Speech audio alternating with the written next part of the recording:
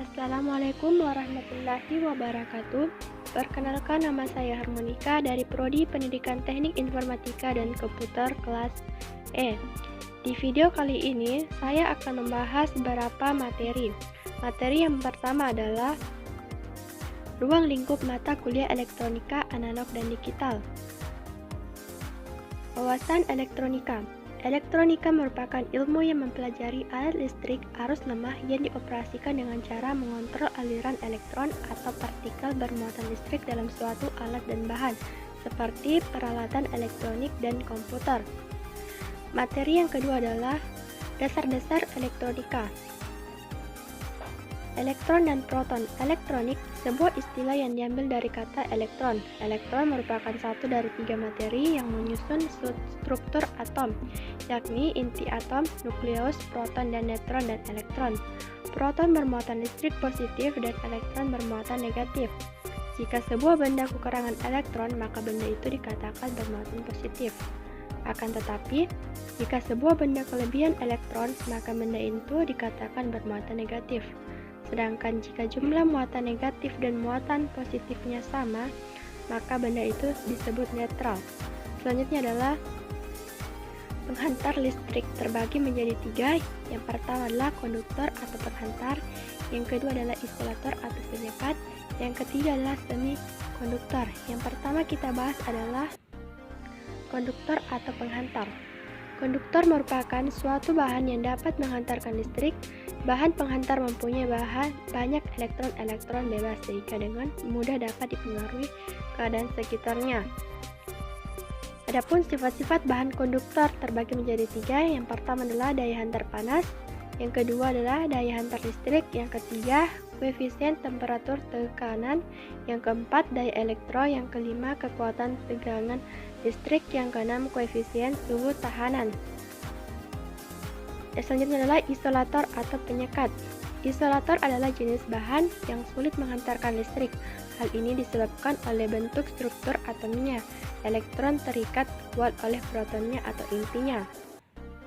Adapun sifat-sifat bahan isolator terbagi menjadi empat. Yang pertama adalah sifat listrik, yang kedua sifat mekanis, yang ketiga sifat termis, yang keempat sifat kimia.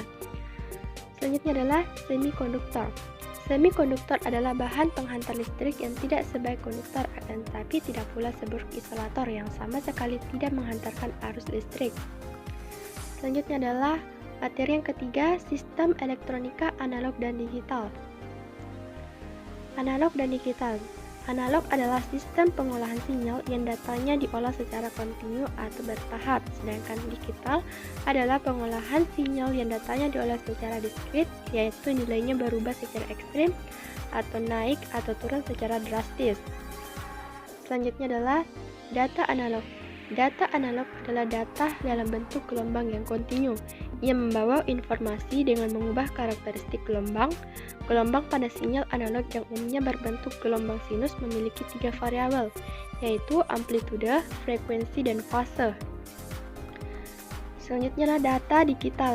Data digital adalah data yang menggunakan sistem binar, yaitu 0 dan 1, atau on dan off dalam menginterpretasikan informasinya. Contohnya adalah data yang disimpan di dalam memori komputer dalam bentuk besaran 0 dan 1.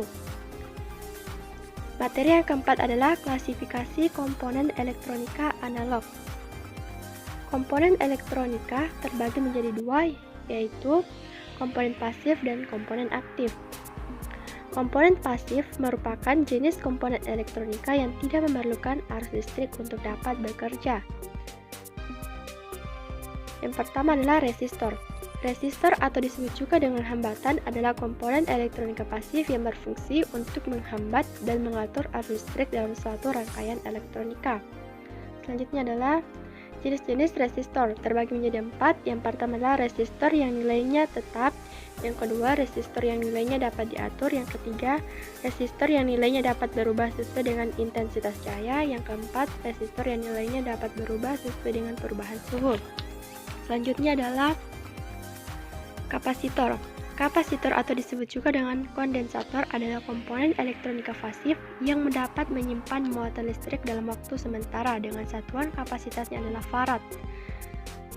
Adapun jenis-jenis kapasitor yaitu pertama, kapasitor nilai tetap tidak berpolaritas yang terdiri dari kapasitor keramik, kapasitor polister, kapasitor kertas, dan kapasitor mika. Yang kedua adalah kapasitor nilai tetap berpolaritas yang terdiri dari kapasitor elektrolit atau kondensator dan kapasitor tantalum. Selanjutnya adalah induktor.